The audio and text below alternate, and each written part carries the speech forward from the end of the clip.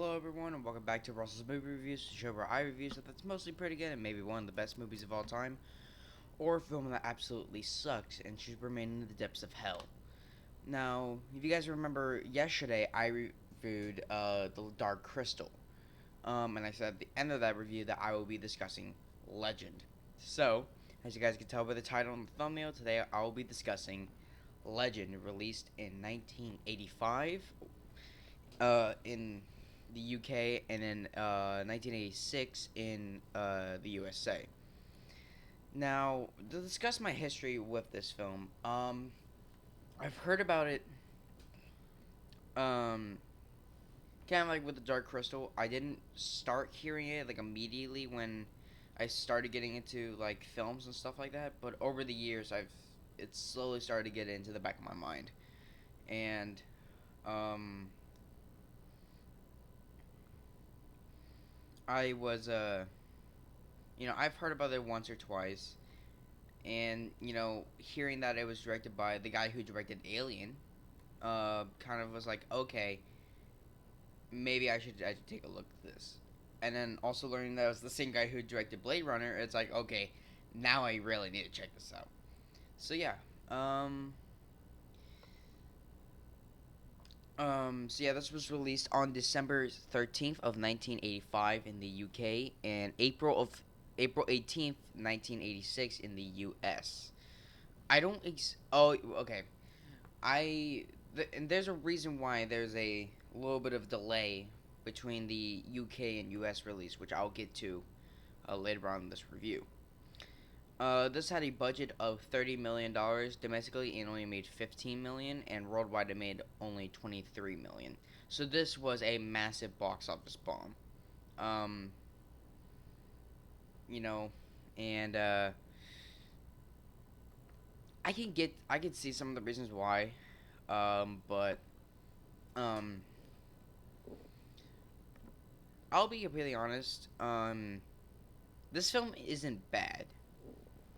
Far from it.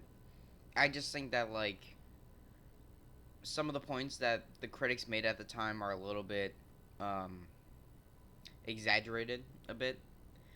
Um, and there's really nothing that wrong with like.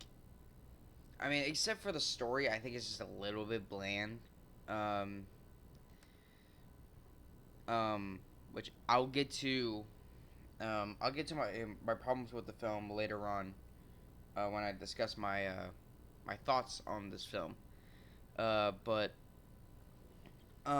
let's get on to the plot. So darkness play. Oh, and like before I get to that, as I mentioned earlier, this was directed by Ridley Scott, who directed Alien, Blade Runner, um, and like two like the one of the greatest horror films or one of the greatest sci-fi films ever made. And I think this was his fourth film, I believe, the third or fourth. So yeah. So anyways, now let's get on to the plot synopsis. So Darkness, played by the legendary Tim Curry, seeks to create eternal night by destroying the last of the unicorns. Jack, played by Tom Cruise, and his friends do I hold up do everything possible to save the world, and Princess Lily, played by Mia Sara, from the hands of darkness. Enter a world of unicorns, magic swamps, dwarves, and rainbows. So, yeah, we have a pretty all-star cast, like just for me, like discussing the plot synopsis right there. But let's go over those characters. Um, so we have Tom Cruise playing Jack of the Green, or Jack O the Green. Um, this was before. I mean, this was after Risky Business, which made him into like a recognizable actor. But it wasn't. It was. This was a year before Top Gun, which really like set his career off. And before this, the only thing I mean besides like Risky Business, the only thing I could really recognize him from, but before this movie, was The Outsiders, which I discussed in episode 3. Uh,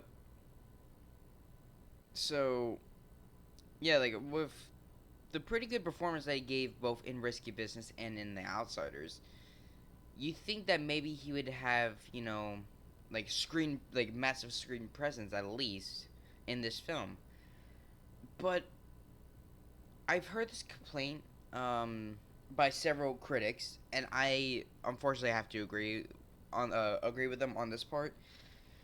Tom Cruise's acting in this film is it's just very in I f- to me personally, I feel like it's very inconsistent. People, I've heard that many people say it's wooden, and yes, I do agree with them at for certain scenes that yes, his acting is very wooden, but um, for me, I think that it just goes back and forth. Like some scenes he would act like fantastic in, other scenes he would just act wooden in, and then he goes straight. Then he goes back into like good acting again, and it's just this weird mix of quality, which I don't understand how someone could do that. Um, so I the scenes that I think he does very good in, obviously, I think it's some of his best acting parts in any film, and then when it's wooden, it's very noticeable. So I say that Tom Cruise's acting in this film is um, very flip floppy and very inconsistent. We have Mia Sara as Princess Lily. I think she did great with the performance. I mean, the scenes with Tom Cruise, I think she did fine with, but and but the thing that elevates her role for me is her is the scenes with her with darkness at the end, like in the third act. Like, really, well, speaking of darkness, he's played by Tim Curry, who is a fantastic actor. And I think the story behind him getting the part was Ridley Scott saw his performance in the Rocky Horror Picture Show, and he thought that he would be great for the role of Darkness, and so that's how Tim Curry got the role.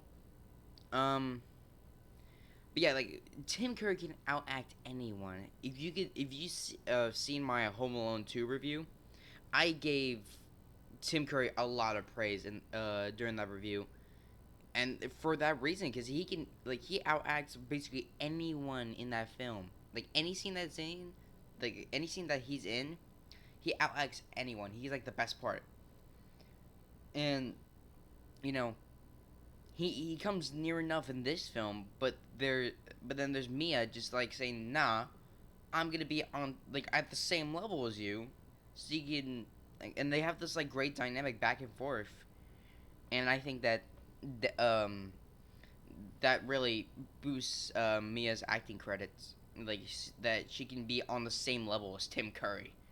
Like you can't go above Tim Curry. You can only stay at the same level, in the same in the same film. You can only go like at the same level. You can't go higher. Um, but yeah, we have David Bennett as Gump. Um, Now, David plays the physical role of Gump, but his voice was dubbed by Alice Plainton, who plays Blix.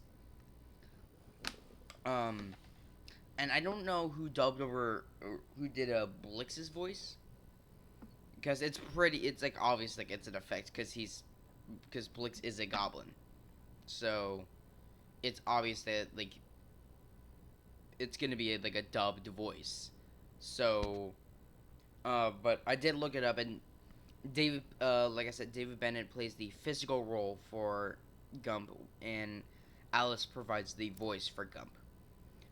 We have Annabelle Lennon as Anna the Fairy, or Una the Fairy. Sorry, I just found her like when I found her just annoying. And the reason why I say that is because, well, the first scene, like the first few scenes that you see her in, she's just a fairy, and that's all like fine. But when she turns into like the human form, I'm sorry, but she is such a bitch. Like she is so annoying. Because like just because that out like Jack is a human, and like when you can see there's a scene in like the second or third act when they're all locked in the cell, and he calls upon Anna to become her human form, and she says like, I could be like any desire that you want, and she becomes Lily, um, and he's about to kiss her, and he's like, no, it isn't the same, and she's like, well, you heathen humans, and she goes and gets the key, gets all the elves out, and then basically just shuts the door on Jack, saying like yeah, all your human emotions, and it runs off, and like, what you bitch. Granny, she does redeem herself like at the end, by helping the group with the defeat of darkness. So that kind of um helped it a bit. We have Screwball played by Billy Brady or Barty, and I forgot what the other elf was called. But they both do funny performances. The only problem that I have with them is that they just distract, like whenever they pop up in the film, it kind of just distracts me from the film, like especially in the third act when they're trying to figure out like how to destroy darkness. um like whenever it comes to like Jack and Gump, I'm like focusing on them because they're like whatever they're doing basically is a part of the story. When it cuts back to the two elves, it kind of just feels like I'm watching like a Three Stooges short, because they basically are just like the comic relief, and it's just like, why do you have to make them the comic relief? And also, I have a bone to pick with the other elf that I forgot what the name was. He he's earlier on in the film, like in the second act, he's he's set to protect the other unicorn, because to briefly sum up like the some of the major events that happen in the story, Jack takes Lily to go and see the unicorns, and while she's trying to talk to them, Blix shoots one of the unicorns with a poison dart, I believe, and they cut off the unicorn's horn. So, and then because there's two, there's still one more left, and so I think, yeah. So it's the other elf that's is forced to stay behind with the other unicorn to try and protect it. Lily shows up and like tells him like, I didn't mean to, you know, make the world all like this. You need to get out of here. The goblins are coming. You need to go, and then they just appear like that. And apparently, his frying pan has enough is like dense enough where it could deflect arrows. And I gotta admit, the scene of him deflecting the arrows like with the pan, like doing like the different like moves and stuff, I gotta admit that was pretty funny. But then he gets shot in the head, like falls down, and I thought he was dead. Like, and they had like the whole scene where like they walk over to him and they're like like talk, and they're like they give like a whole exposition. But then once they get to the swamp in the next scene, he's somehow alive, and the wound on his head is just magically gone. Like, how in the bloody hell do you get shot with an arrow to the head, and yet you can somehow just take it out and he just magically heals. Granted, it's a movie and it's about magical elves, so I can't get too mad over it. But it's just like, at least show like a shot of like it healing, or like them taking the arrow out and then like it healing. Then I can justify that. But there's no scene. It literally cuts from them like, oh, we gotta go and save the unicorn, and it cuts to them, and then he's just magically fine, and the wound is gone, and the arrow's just gone out of his hand. That just, ugh. That isn't a major complaint for me to overall hate the film, but it's more just like an annoyance that I found. I was like, huh, I'm surprised that no one has really talked about that in, like in any of the reviews I've seen. Um, and then finally we have Robert Picardo, who plays Meg Mucklebones. Now, if you guys are fellow Star Trek fans that I am, you guys remember Robert Picardo, who plays the Doctor on Star Trek Voyager. But also, film fans out there may remember that he makes cameos in a lot of Joe Dante films. Like, I believe he does make cameos in the. I know he makes a cameo, I believe, in the first Gremlins film. I don't know about the second one. I know he makes a cameo in the Burbs. Um, and then probably a few other Joe Dante films. But he was a regular Joe Dante extra. Um, and he does great with the one scene that he's given, because granted he has to wear this latex suit that's pretty heavy by itself, but then also has to jump out of water to surprise Jack, which I don't think it's real. It's that easy to do, but he did it and he pulls it off so well. And like that, the way that he just acts in that scene is fantastic. Um, now, before I get on to the fun facts and then the score, and then my final rating for the film, I want to discuss, because if you guys are fans of the film, um, you guys know about the several different cuts of the film. There's not just a theatrical cut, because most films at least have, um, you know, a, um, they have a theatrical cut, and then, a director's cut, or in some cases an unrated cut, and then that's really it. Except for some films, like one or like a few that I know, most films have that sort of thing. If they have alternative cuts, this film has, I think, about three released ones, and I think a fourth that was a work print version that was shown to screen tests. So there is currently three versions that are readily available to mainstream people, or to mainstream audiences to view Legend. There is the theatrical cut, which is it's basically just a U.S. cut that runs at 89 minutes. You have the UK cut, or basically the European cut, that runs at 89 minutes, and I believe uh, in the in the U.S. the European cut was the TV version, and then over in Europe the American cut was the TV version over there. So how confusing that. But yeah, so you have the theatrical cut, or the US cut at 89 minutes, the UK cut at 94 minutes, and the director's cut, which is the longest, at 113 minutes. Um, which one is the best one? I can't really say, because the cut that I watched for this review is the director's cut.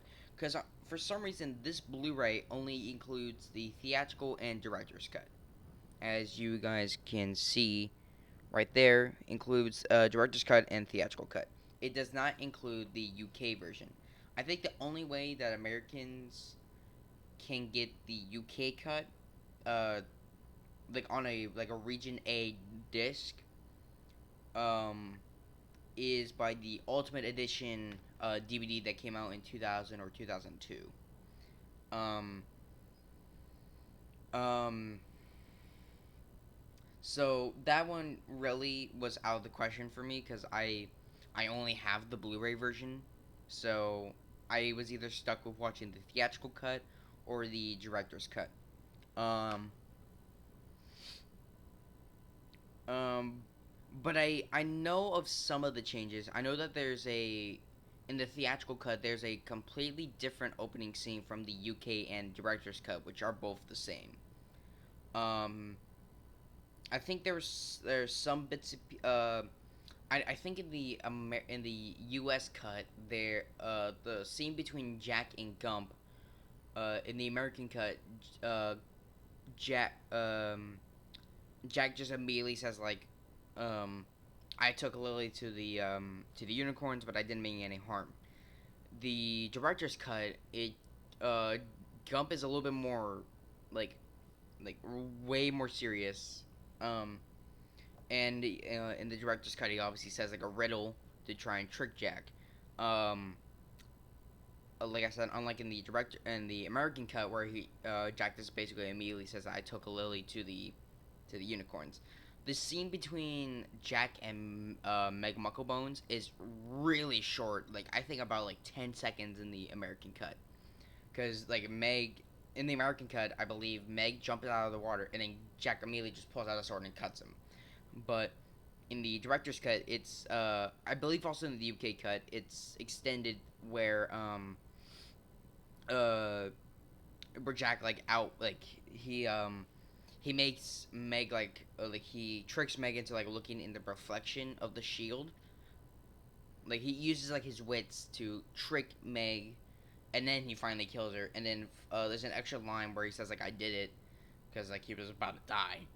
And then finally, I think um the end where I know that in the director's cut, when it shows Jack like running into running away from the camera at the end, it's just him in the director's cut. Where I think in all the other cuts, it's Jack and Lily. So, um, that was all the changes I could remember by remember like immediately. I will leave a link in the description below to another review, um, which will I believe discuss all the changes between all the readily released cuts, um, which is done by Oliver Harper. So, go and check that out after this review. Um, the two fun facts that I have, because I have two for this one. Number one is that they filmed at the famous 007 stage at Pinewood Studios, which unfortunately did burn down near the end of production. Now this is another well known fact if you like know about Legend, is that they built the Forest set in the 007 stage, and then I think about 3 months until the end of production, the stage caught fire and burned down. Um, and again, the review I will link in the description below. I will go more into depth about the stage burning down, which I don't really have time for in this. But basically, I think uh like there was an explosion across the roof of the stage, and then it basically just caught fire to everything else in the stage, which included the forest set. So um luckily it was rebuilt, and just in time to commence principal or to commence production with A View to a Kill in January of 1985. um So it is good that I think it's still standing to this day. So that's good. And the other fun fact that I have is that apparently Tom Cruise did not like the American cut and refused to talk about it for years.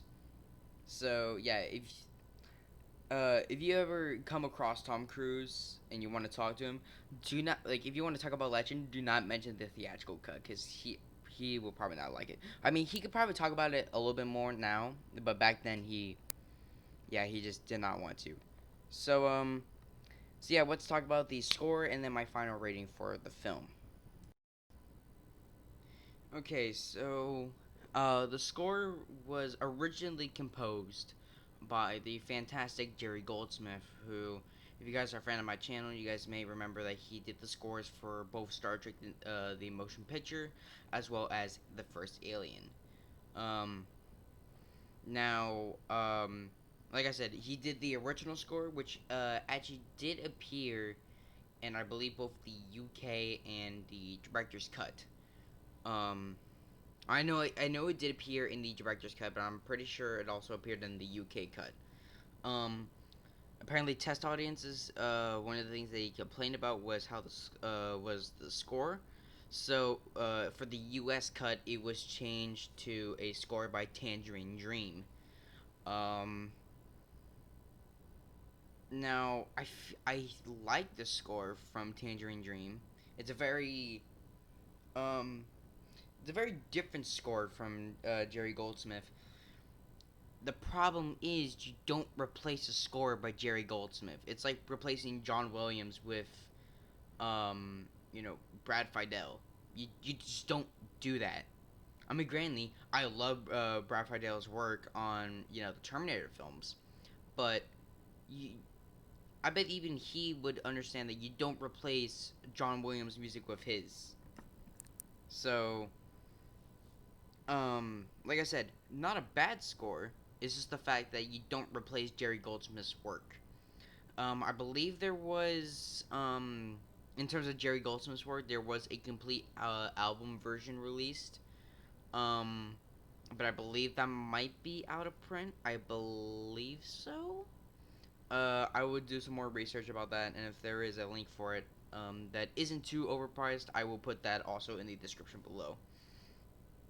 Um, the Tangerine Dream soundtrack. I'm not necessarily sure, um, if that has a complete score, in any CD release. I know there's an isolated track on the Blu-ray edition, which is actually one of the special features. If you could see that, I'm gonna try and make my camera focus right there. You can see that isolated music score by Tangerine Dream for the theatrical cut. So I'm assuming what that means is that it's just the score by itself. So, um, if you don't want to spend too much money on a CD release of Tangerine Dream's work, just get the Blu-ray because it has the score within it. It does not have the Jerry Goldsmith score on the director's cut side, so that is kind of unfortunate. Um, but I like both scores. But if I had to choose one to watch the film with, it would definitely be the Jerry Goldsmith score. Um, and so yeah, okay. Final thoughts on Legend. Um, I don't, like I said earlier, I don't think this is a bad film. Um, it's, you know, it's unfortunate that it did bomb on release. Um, and like I said, I can see the certain reasons why, but overall, I don't think that this film is a bad film. It's just that some points about it were kind of eh. Which is why I'm gonna give this film a C plus, which is the same rating I gave The Dark Crystal. So yeah, so I'm gonna give this film a C plus. So anyway, guys, hope you guys enjoyed this video. Make sure to check out my Instagram and Facebook. Those two links would be again down in the description below. Also, you guys want to check out these Jerry Goldsmith score? I will most likely try and have a link down there in the description below for it, as well as the link to the review to go more into depth about certain points that I mentioned in this review. Anyways, you can click that, my beautiful face over there, or click down at my name below and hit that subscribe button and hit that bell icon for future notifications when new videos are coming out. And click over here for the last two reviews. So stay tuned for hopefully later on today, where I will be discussing two more John Carpenter films, and that will be Big Trouble in Little China and They Live, starting with Big Trouble in Little China. So anyway, guys, hope you guys enjoyed, and stay tuned for the Big Trouble in Little China review. Live long and prosper. Out.